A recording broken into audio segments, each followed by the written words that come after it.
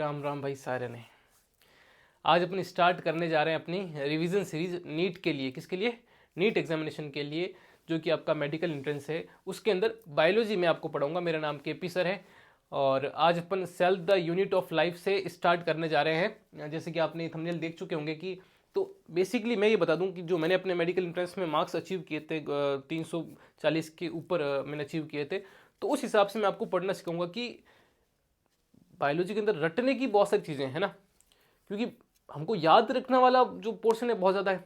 जैसे फिजिक्स और केमिस्ट्री की बात करें तो एक बार अगर कॉन्सेप्ट समझ में आ जाए तो उसके बाद उसको रिवीजन करने की इतनी इंपॉर्टेंस नहीं है जितनी कि बायोलॉजी के अंदर है, क्योंकि इसके अंदर कॉन्सेप्ट्स बहुत सारे हैं, चैप्टर बहुत सारे हैं। हालांकि सिलेबस कम हुआ है लेकिन फिर भी जो कंटेंट है, जो याद रखने वाली चीज़ें हैं वो बहुत ज़्यादा है, रटने वाली चीज़ें बहुत ज़्यादा है। तो उसको अगर कॉन्सेप्ट समझ लिया जाए और उससे भी इंपॉर्टेंट कि नोट्स जो है वो शॉर्ट हो जाए। यानी कि आपने बहुत सारी चीज़ों में ये टीचर से सुना होगा, जब मैं तैयारी करता था एंट्रेंस की तब मुझे भी ऐसे बहुत सारे टीचर बहुत बेकार लगते थे जो इस तरीके से बात करते थे कि मेरे नोट्स से बाहर कुछ नहीं जाएगा। आपने सुना होगा बहुत सारे टीचर ऐसे बात करेंगे कि मेरे नोट्स से बाहर कोई भी क्वेश्चन नहीं जाएगा। तो एक्चुअली में वो क्या तुम्हारा नुकसान कर रहे हैं बेटा। जैसे मान लो किसी ने बोला मेरे नोट से बाहर कुछ नहीं जाएगा और 1-2 साल तक तुमको उस टीचर ने पढ़ाया और उस टीचर ने कम से कम 3 से 4 बड़े रजिस्टर भर दिए, 3 से 4 बड़े रजिस्टर भर दिए और बोलता है कि इसके बाहर कुछ नहीं जाएगा। अरे बाहर तो सर कुछ नहीं जाएगा, लेकिन इनको 4-5 रजिस्टर को पढ़े या 3-4 फिजिक्स के पढ़े, 3-4 केमिस्ट्री के पढ़े और उन सबको याद रखना। तो भले ही आपके नोट से तो क्वेश्चन आ जाएगा लेकिन हमारा क्वेश्चन बनेगा नहीं, क्योंकि इतना सारा याद रखना इंपॉर्टेंट नहीं है। इससे अच्छा अगर कोई टीचर ये कहे कि बेटा मेरे एग्जाम्स में से तुम्हारे अगर तुम नोट्स को पढ़ लो, यानी कि कम से कम वो 1 या आधा रजिस्टर भराए, ठीक है, और वो ये कहे कि मेरे जो नोट्स है तुम्हारे 345 के आसपास मार्क्स आ जाएंगे, तो वो बेस्ट टीचर है। क्योंकि भले ही 360 वाला टीचर ये कह रहा है कि 360 में 360 आएंगे और 4-5 रजिस्टर भरा रहा है, तो तुम काम कर नहीं पाओगे, याद कर नहीं पाओगे। ये कोई कह रहा है कि 345 लेके आ जाओगे, 1 रजिस्टर काम करो, तो वो टीचर ग्रेट है।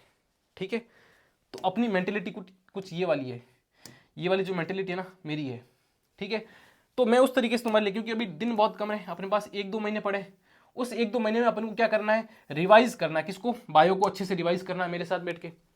तो मैं तुम्हारे लिए वो कॉन्सेप्ट लेके आया हूं, वो सीरीज लेके आया हूं जिसके अंदर की पर चैप्टर अपन 1 शॉट के हिसाब से कवर करेंगे, है ना। 30 महीनों के अंदर 30 महीने 30 दिन के अंदर अपन कंप्लीट कर लेंगे, लेकिन 1 शॉट के अंदर। और वो कॉन्सेप्ट हर चैप्टर से उठाएंगे जो कि बार बार एग्जाम्स में आते हैं, लेकिन उनसे समझना इन जो उनका जो कॉन्सेप्ट्स हैं वो बहुत डिफिकल्ट है, और एक्चुअली में उसके जो क्वेश्चंस बनते हैं वो कहना क्या चाह रहे हैं वो हमको समझ में नहीं आते हैं। तो बेसिकली वो सारे कॉन्सेप्ट में तुम्हारे साथ डिस्कस करेंगे, राइट। तो मेरे हिसाब से बिना कोई टाइम वेस्ट किए, तो थोड़ा इंट्रोडक्शन था मेरा आज का, बिना कोई टाइम वेस्ट किए अपन स्टार्ट करते हैं कि cell the unit of life start करेंगे। ठीक है, सेल बायोलॉजी स्टार्ट करेंगे। ठीक है, सेल आपको पता है मैं सारी वो बकवास वाली बातें नहीं करूंगा। मेरे हिसाब से मैं ये एक्सपेक्ट कर रहा हूँ कि मेरे सामने वो बच्चे बैठे हैं जो नीट का एग्जाम देने वाले 11th-12th में थोड़ी बहुत अगर बेसिक पढ़ाई की है वो भी आप कर लेंगे, तो भी आपके लिए बहुत फायदेमंद, ये रिवीजन सीरीज आपके लिए फायदेमंद होगी। सेल बायोलॉजी, सेल स्टार्टिंग में टीचर ये बोलता है कि वो सबसे छोटी ईंट के समान, जैसे बिल्डिंग बनी होती है ईंट से, वैसी सेल यूनिट होती है। तो तुम्हें पता है कि सेल सबसे छोटी यूनिट होती है जिससे बार बार मिलकर के। तो उसमें इंपॉर्टेंट क्या है कि अपन डिस्कवरी स्टार्ट कर दे अपन कि किसने इसकी डिस्कवरी की थी, जो इंपॉर्टेंट बार बार पूछ लेते हैं, रॉबर्ट हुक। इसमें कंफ्यूजन में आपको बताता जाऊंगा कि कहां आपकी सिली मिस्टेक्स होती है। एक्चुअली वो सिली नहीं, सिला मिस्टेक कर देते हो तुम लोग, क्योंकि तुम्हारा वो 5 नंबर खा जाता है। आता हुआ क्वेश्चन अगर गलत हो जाए तो 4 की जगह 5 नंबर चले जाते हैं। तो फर्स्ट ये है कि रॉबर्ट हुक वाला, इसमें एक और होता है, रॉबर्ट ब्राउन भी होता है। रॉबर्ट ब्राउन एक रॉबर्ट हुक है जिसने फर्स्ट सेल देखी थी, लेकिन वो डेड सेल थी। कॉर्क के अंदर देखी थी, डेड सेल थी। ठीक है, किसने देखी थी? रॉबर्ट हुक ने देखी थी। एक और सर होता है, एक होता है रॉबर्ट ब्राउन। वो कौन सा होता है? वो न्यूक्लियस वाला होता है। कौन उसकी? रॉबर्ट ब्राउन कौन था? जिसने न्यूक्लियस की खोज की थी। किसकी खोज की थी? न्यूक्लियस की डिस्कवरी की थी। हम रॉबर्ट हुक की बात कर रहे हैं जिसने फर्स्ट लिविंग सेल को देखा था, उसका फर्स्ट डेड सेल को देखा था, फर्स्ट सेल को देखा था। उसके बाद फर्स्ट लिविंग सेल को किसने देखा था? एंटोन वॉन ल्यूविन हुक ने देखा था। किसने देखा? एंटोन वॉन ल्यूविन हुक ने देखा था। ग्रेट, हमको डिस्कवरी के बारे में पता लग रहा है। सारे वो कॉन्सेप्ट्स बताऊंगा मैं आपको जो बार बार आपके एग्जाम्स में आते हैं। उसके बाद सेल थ्योरी की अगर बात करें कि बेसिकली सेल के बारे में जो पॉइंट्स हैं, जो पोस्टुलेट्स कह लो तुम, सेल के बारे में थोड़ी इंफॉर्मेशन किसने दी थी? या तो इन्होंने तो रॉबर्ट हुक ने, एंटोन वॉन ल्यूविन हुक ने क्या किया था? इन्होंने डिस्कवरी की थी। इसके बारे में, सेल के बारे में पॉइंट्स किसने बताए थे, सेल के बारे में नॉलेज किसने दी थी, तो वो सेल थ्योरी आई थी, जिसके अंदर दो साइंटिस्ट थे जो अलग अलग थे। एक अपने था थियोडर स्वान और दूसरा था अपने पास स्लीडन, ठीक है, मिथियास स्लीडन, जो कि एक बॉटनिस्ट था। क्या था? बॉटनिस्ट था। दूसरा जूलॉजिस्ट था, जूलॉजिस्ट एनिमल्स के ऊपर स्टडी करने वाला, ब्रिटिश था। और ये कौन सा था? ये जर्मनी का था शायद, आई थिंक, है ना। तो अपने पास जूलॉजिस्ट था कौन सा? थियोडर स्वान, ठीक है। स्वान से कैसे याद कर, ओरे ओहो सर क्या करते हो यार, जो भी था स्वान। तो थियोडर स्वान क्या होता है? संस्कृत में स्वान यानी कि कुत्ता, ठीक है।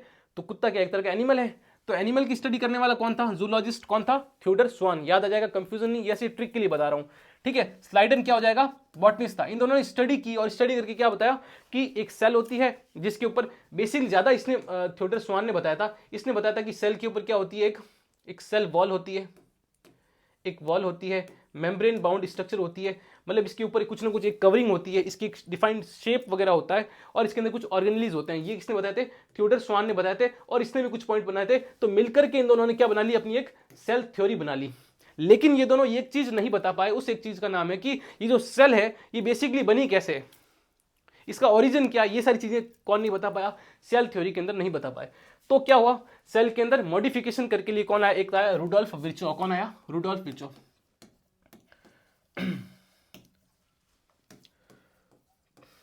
कौन आया? रुडोल्फ वर्चो आया। इस रुडोल्फ वर्चो ने क्या बोला?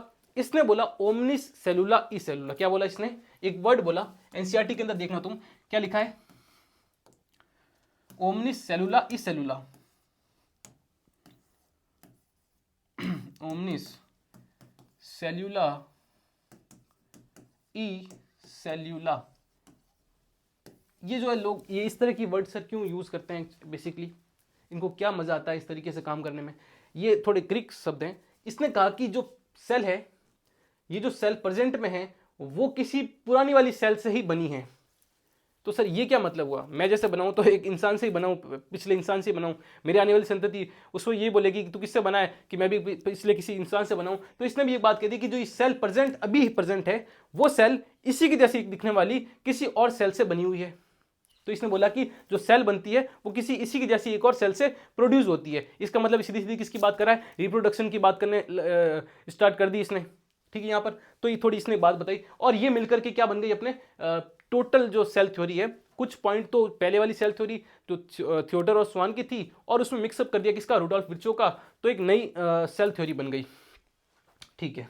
उसके बारे में क्या लिखा था? ये पॉइंट एक नया जुड़ गया उसके अंदर। क्या जुड़ गया? एक नया पॉइंट जुड़ गया। चलिए अपन आगे। अच्छा, उसके बाद जो इंपॉर्टेंट क्वेश्चंस कहां से बनते हैं, यहां से एक दो बार क्वेश्चन पूछ लेते हैं कि व्हाइट ब्लड सेल का और रेड ब्लड सेल जो है इसका शेप कैसा होता है। शेप ऑफ सेल के अंदर अलग, बाकी तुम्हें पता ही है, लेकिन इन दोनों के तुम भूल जाते हो मेरे हिसाब से। तो इन दोनों का क्या शेप होता है? ये जो अपनी आरबीसी होती है ये इस शेप में होती है, बाई कॉन्केव होती है। क्या होती है? बाई कॉन्केव, बाई कॉन्केव्ड शेप होता है इसका, द्विअवतलाकार। कैसा? द्विअवतलकार, ठीक है ना। तूने कॉन्केव लेंस देखा होगा, वो इस तरीके से बाहर लगा होता है, तो उस प्रकार से ये दो कॉन्केव लेंस जैसा बना हुआ होता है। क्या कैरी करता है? हीमोग्लोबिन कैरी करता है, सर पता है। अच्छा, दूसरा क्या है? White blood cell WBC. इसकी शेप कैसी होती है? गोल होती है, अमीबॉइड शेप होती है। कैसी शेप होती है? इसका बार बार पूछ लेते हैं, इंपॉर्टेंट है। क्या लिखते हैं? Amoeboid shape.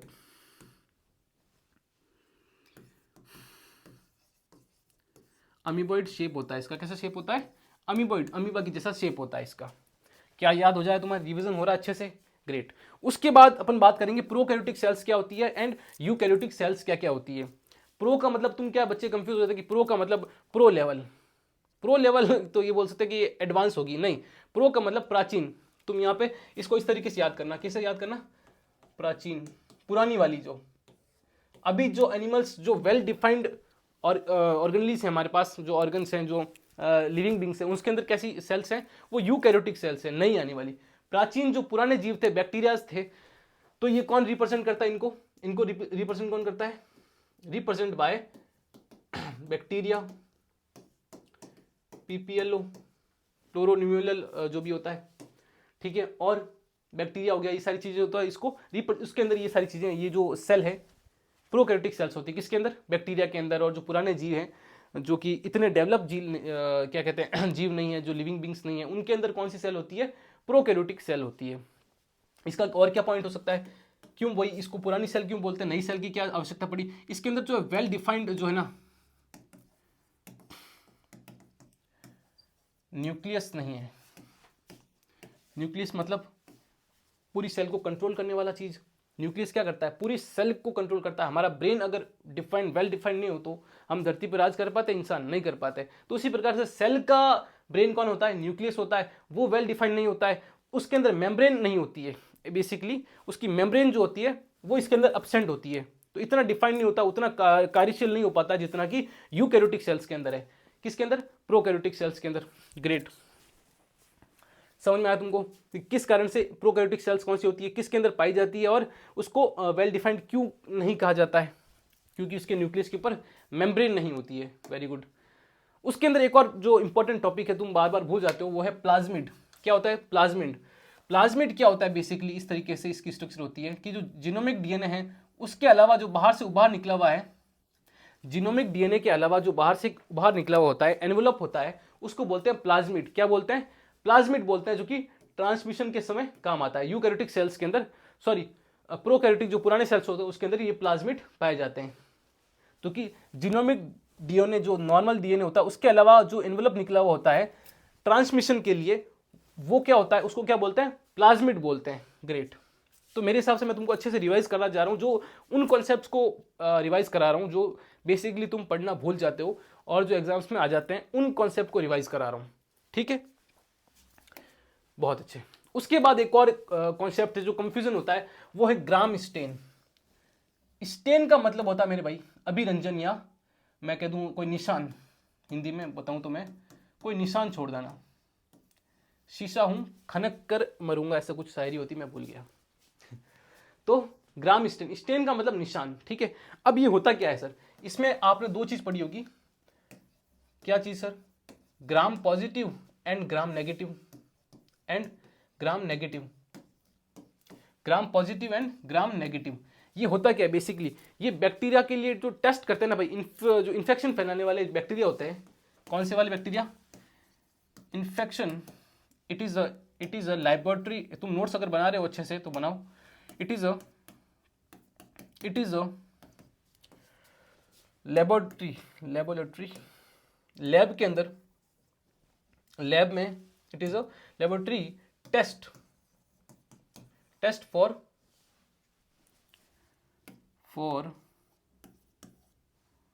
बैक्टीरिया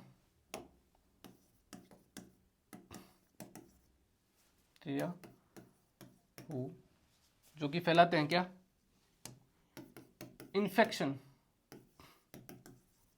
जो इन्फेक्शन फैलाने वाले बैक्टीरिया होते हैं उनका टेस्ट होता है। अब उसके अंदर बैक्टीरिया अलग अलग टाइप के होते हैं।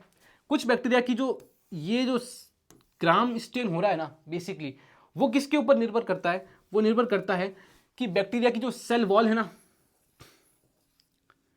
सेल मेम्ब्रेन जो है वो वेल डिफाइंड है कि नहीं है। जैसे जो ग्राम पॉजिटिव होते हैं, जो ग्राम पॉजिटिव है उसके अंदर लास्ट में जाकर के एक पिंक कलर दिखाई देता है। जो लास्ट 3-4 अलग अलग, मैं तुमको बेसिक बता रहा हूँ क्योंकि ये हाई लेवल की चीज़ है। ग्राम पॉजिटिव वाला, उसके अंदर ये टेस्ट वाला तुम्हारे काम का नहीं, तुमको बस इतना जानना है कि जो ग्राम पॉजिटिव होता है वो लास्ट वाला कलर भी दिखाता है, ये वाला सिर्फ फर्स्ट कलर दिखाता है। क्यों? क्योंकि इसके अंदर सिंगल जो है लेयर होती है, इसके अंदर डबल लेयर होती है इस तरीके से। तो ये जो होता है ग्राम पॉजिटिव वाला, वो सिर्फ एक कलर, सारे कलर दिखाता है, और ये वाला जो ग्राम नेगेटिव होता है वो सिर्फ एक कलर दिखा पाता है।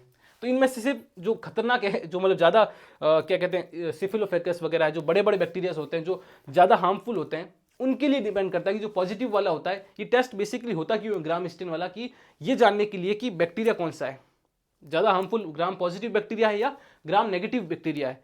तो इस आधार पर पता कर लेते हैं अपन कि बीमारी कितनी भयानक है और बैक्टीरिया कौन सा है, उसको मारने के लिए दवा कौन सी देनी है, उस आधार पर ये टेस्ट होता है। इसलिए इसका बेसिकली आपको मतलब थोड़ा कम समझ में आता होगा जब टीचर आपको पढ़ाता होगा। अब आई थिंक क्लियर हो चुका होगा ग्राम स्टेन का मतलब क्या होता है और ग्राम पॉजिटिव और ग्राम नेगेटिव बैक्टीरिया क्या होता है। ये ज़्यादा हार्मफुल होता है, ये कम हार्मफुल होता है। क्यों? क्योंकि इसकी जो लेयर होती है वो बड़ी होती है, 2-3 लेयर्स, इसकी डबल लेयर मेम्ब्रेन होती है, इसकी सिंगल लेयर मेम्ब्रेन होती है। तो ये ज़्यादा रेजिस्टेंस होता है एंटीबायोटिक्स के प्रति, जो हम दवाई खा रहे हैं उसके प्रति रेजिस्टेंस ज़्यादा है, तो ये कम मरेगा, तो बीमारी ज़्यादा फैलाता रहेगा बॉडी के अंदर, ये जल्दी मर जाएगा। सिंगल लेयर है। और इसका पता कैसे लग जाएगा? डबल लेयर है, इसका मतलब ये बहुत सारे कलर दिखा पाता है, ये कम कलर दिखा पाता है। समझ में आया?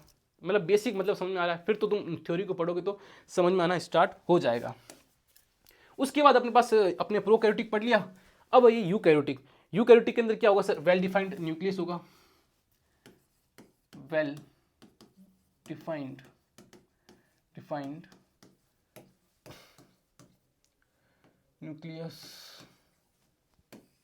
न्यूक्लियस होगा, जिसके पास सेल मेम्ब्रेन डिफाइंड होगी, वेल डिफाइंड सेल मेम्ब्रेन होगी। और इसके पास क्या होगी? खुद की सेल मेम्ब्रेन होगी। क्या होगी? खुद की सेल मेम्ब्रेन होगी। उसके पास सेल मेम्ब्रेन नहीं होती है, सेल वॉल होती है, लेकिन सेल मेम्ब्रेन यूकैरियोटिक्स के पास होती है। उसके बाद ही बात करें तो सेल जो यूकैरियोटिक है वो दो टाइप्स में है। किस में पढ़ेंगे अपन? दो टाइप में। कैसे पढ़ोगे सर? छोटा कर दो थोड़ा सा, ठीक है। एक प्लांट के अंदर और दूसरा एनिमल्स। यूकैरियोटिक सेल्स दो पार्ट में डिवाइड करेंगे, प्लांट सेल की अलग होती है, एनिमल सेल की अलग होती है। अब इसमें आपको बहुत इंपॉर्टेंट बताना चाह रहा हूं कि क्या बताऊंगा मैं इसके अंदर? आपको डिफरेंस बताऊंगा, जो कि एग्जाम्स में आपके पक्का पक्का प्रॉमिस आएंगे। क्या डिफरेंस आएंगे भाई? कि जो इसके पास प्लांट सेल के पास क्या होती है? सेल वॉल होती है, इसके पास नहीं होती है, ठीक है। और क्या होता है इसके पास?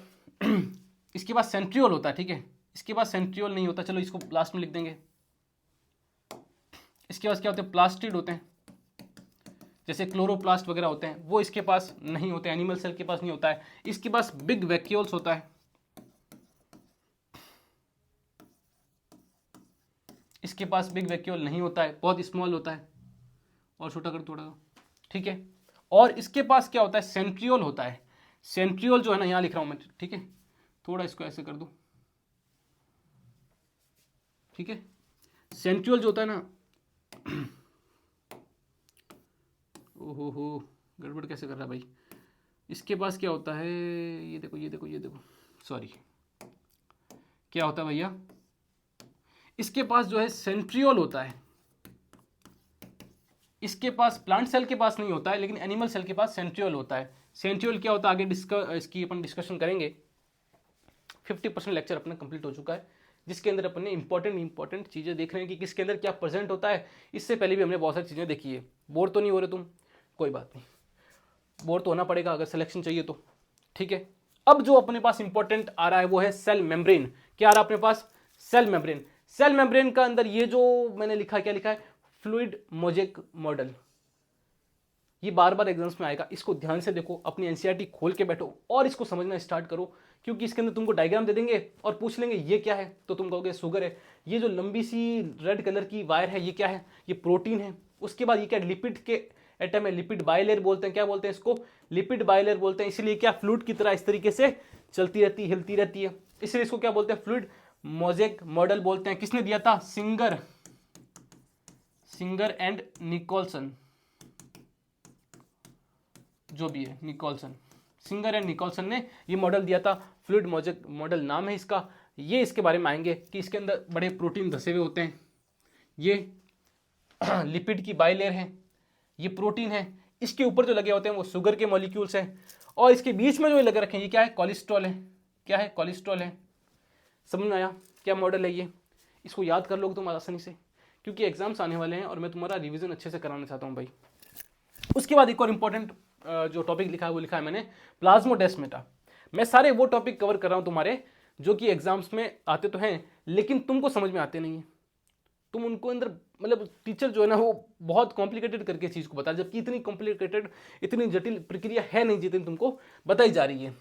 तो इसको अगर मैं तुमको आसानी से बताऊं कि प्लाज्मोडेस्माटा बेसिकली होता क्या है, तो ये सेल वॉल के अंदर क्या होते हैं?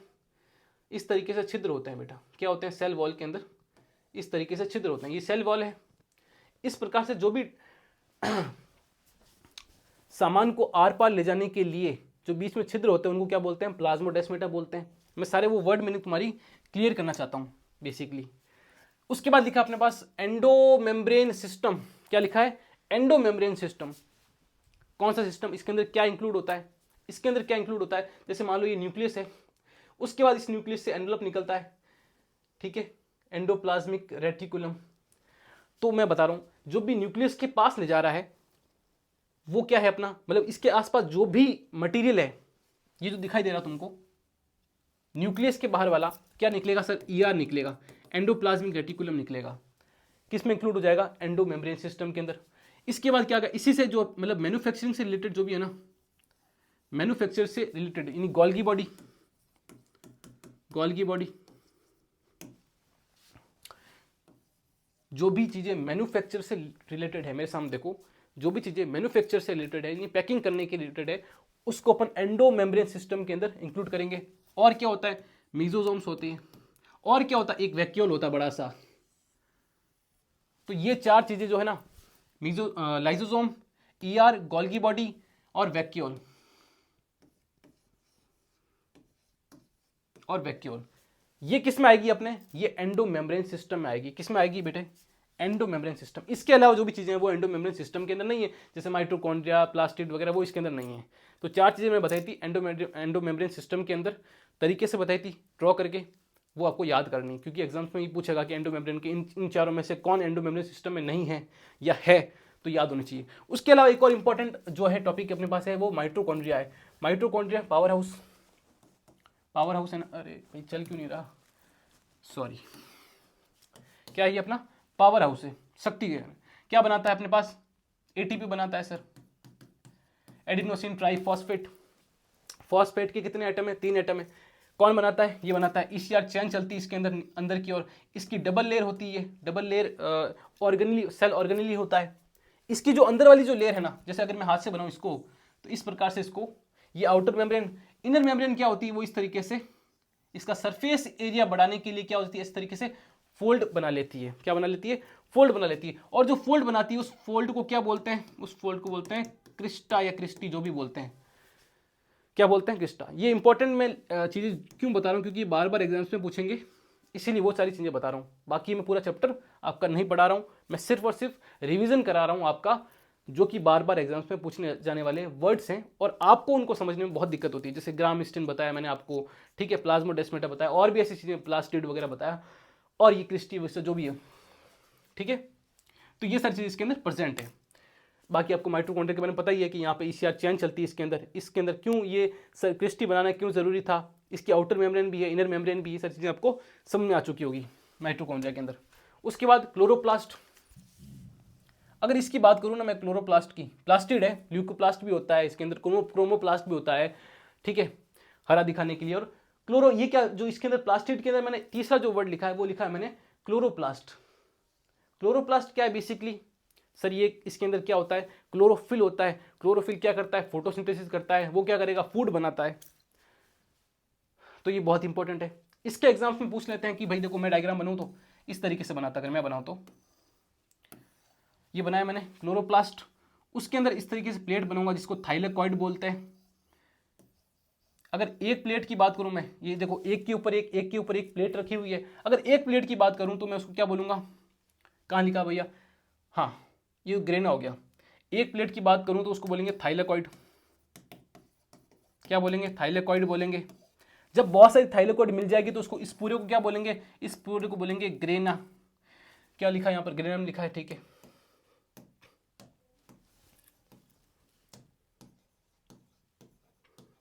क्या बोल देंगे इसको, ग्रेनम बोल देंगे। एक ग्रेनम और दूसरे ग्रेनम के बीच में, ठीक है, एक ये पूरा क्या हो गया, ग्रेनम हो गया, एक ग्रेनम, 2 ग्रेनम, इन दोनों ग्रेनम के बीच में जो लिंक है, ये जो क्या है, लिंक है, ये जो लिंक है, इस लिंक को क्या बोलते हैं, इंटरग्रेनम बोलते हैं। ये थाइलेकॉइड है, आउटर मेम्ब्रेन, इनर मेम्ब्रेन। और इस थाइलेकॉइड के ऊपर ही क्या होता है, इस थाइलेकॉइड के ऊपर क्या होता है, क्लोरोफिल होता है। क्या होता है, जहां पर क्या होती है, फोटोसिंथेसिस होती है। आई थिंक डायग्राम क्लियर हो चुका होगा, वेरी गुड। उसके बाद पढ़ेंगे अपन राइबोसोम। प्रोटीन बनाने के लिए साइट प्रोवाइड करने वाला कौन, राइबोसोम। मैसेज कराने के लिए कौन सा एमआरएनए बनाएगा, कौन, राइबोसोम, हेल्प करेगा उसके अंदर। इसकी जो है ना कुछ यूनिट होती है, राइबोसोम इस तरीके से शेप में बना हुआ होता है। प्रोकैरियोटिक एंड यूकैरियोटिक सेल्स के अंदर, दोनों के अंदर पाया जाता है। प्रोकैरियोटिक सेल्स की अगर मैं बात करूं तुम्हारे सामने मेरे बच्चों, प्रोकैरियोटिक सेल्स के अंदर, तो ये रहा। तो इसके अंदर कोई भी जो है ना प्रोकैरियोटिक सेल्स के अंदर क्या नहीं पाया जाता है, कोई भी सेल ऑर्गेनली नहीं पाई जाती है एक्सेप्ट राइबोसोम। कौन सा राइबोसोम? 70S। 70S कौन सा राइबोसोम पाया जाता है? 70S। बाकी सब ऑर्गेनलीज प्रोकैरियोटिक के अंदर नहीं पाई जाती, यूकैरियोटिक के अंदर पाई जाती है। राइबोसोम दोनों में पाया जाएगा, राइबोसोम दोनों में पाया जाएगा, लेकिन दोनों में अलग अलग टाइप का पाया जाएगा, दोनों में अलग अलग टाइप का पाया जाएगा। वेरी गुड सर, बहुत कुछ पढ़ लिया यार अपन ने। कहाँ पे थे अपन? राइबोसोम के ऊपर। ग्रेट। तो राइबोसोम दो टाइप के, राइबोसोम दो टाइप के कौन से? 70S किसके अंदर पाया जाएगा सर? प्रोकैरियोटिक के अंदर। 80S किस में पाया जाएगा? यूकैरियोटिक के अंदर पाया जाएगा। किसके अंदर पाया जाएगा? यूकैरियोटिक के अंदर। ये राइबोसोम पर्सनल ऑर्गेनली जो माइटोकॉन्ड्रिया है या क्लोरोप्लास्ट है उसके अंदर ही पाया जाता है। उसके अंदर जैसे मान लो यूकैरियोटिक सेल है, एक प्रोकैरियोटिक सेल है, प्रोकैरियोटिक सेल ये थी, इसके अंदर कौन सा पाया जाएगा? 70S पाया जाएगा। ये कौन सी यूकैरियोटिक सेल है, इसके अंदर कौन सा पाया जाएगा? 80S पाया जाएगा। इस यूकैरियोटिक सेल के अंदर माइटोकॉन्ड्रिया भी है, गोल्गी बॉडी भी है, क्लोरोप्लास्ट भी है ना। अब इस माइटोकॉन्ड्रिया के अंदर भी यहां बाहर तो राइबोसोम है ही, इसके अंदर भी राइबोसोम है, तो इसके अंदर पाया जाने वाला राइबोसोम कौन सा होगा सर? 70S होगा। कौन सा होगा? 70S होगा। ऐसे नहीं कि इसके अंदर माइटोकॉन्ड्रिया के अंदर तुम भी इसके अंदर भी 80S कर दो। ये बाहर जो इसके अंदर यूकैरियोटिक सेल के अंदर पाया जाता है वो 80S है, लेकिन जिस ऑर्गेनली के अंदर भी अगर पाया जाए तो उसके अंदर कौन सा होगा? ये 70S होगा। एग्जाम्स में कंफ्यूज करने के लिए तुमको ये वर्ड पूछेगा। सर ये S का मतलब क्या है? ये स्वेटबर्ग यूनिट है। स्वेटबर्ग कौन है?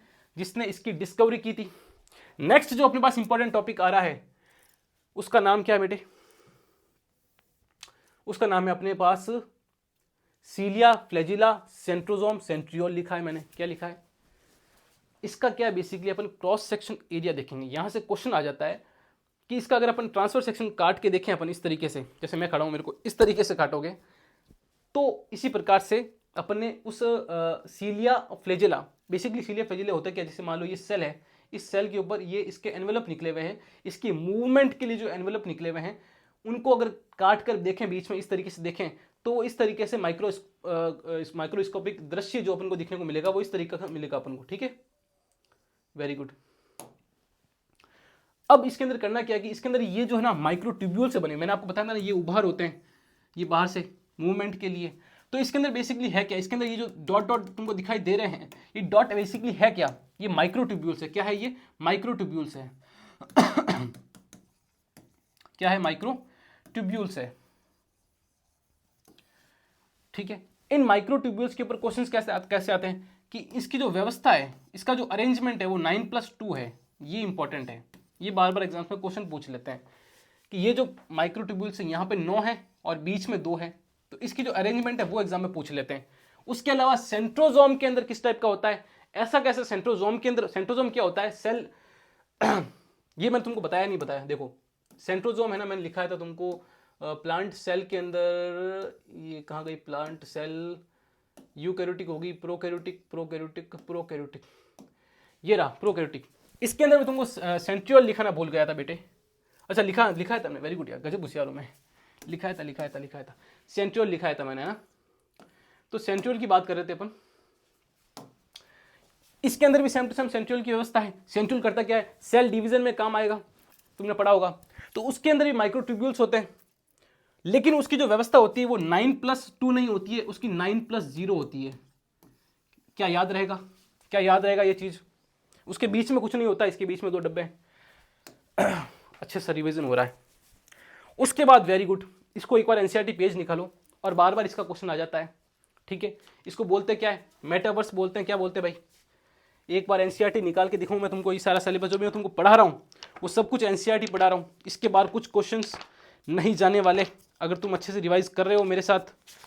ठीक है, ये देखो, ये सारे डायग्राम्स जो भी लेके आ रहा हूँ एनसीईआरटी के अंदर से लेके आया हूँ। अपनी एनसीईआरटी अपने पास रखें और मेरे साथ रिवीजन करते रहे। क्या लिखा है? मेटासेंट्रिक। ये जो देखो बीच में जो भी, ये बेसिकली है क्या तुम्हारे लिए? ये क्या? अपने क्रोमोजोम है। क्या है अपने पास? क्रोमोजोम। अब क्रोमोजोम होता क्या है बेसिकली? बहुत सारे लोगों को पता नहीं होगा तो बता दूं यार। क्रोमोसोम जो कि डीएनए जो जेनेटिक मटेरियल है उसको कवर करता है, इसके अंदर इस तरीके से अरेंज होता है, ये डीएनए अरेंज होता है इस तरीके से, ठीक है, अरेंज होता है डीएनए। और इसके अंदर क्या है, ये सेंट्रोमियर है, इसका बीच में जो हिस्सा होता है वो सेंट्रोमियर होता है, इस तरीके से लड़ियां होती है, ठीक है।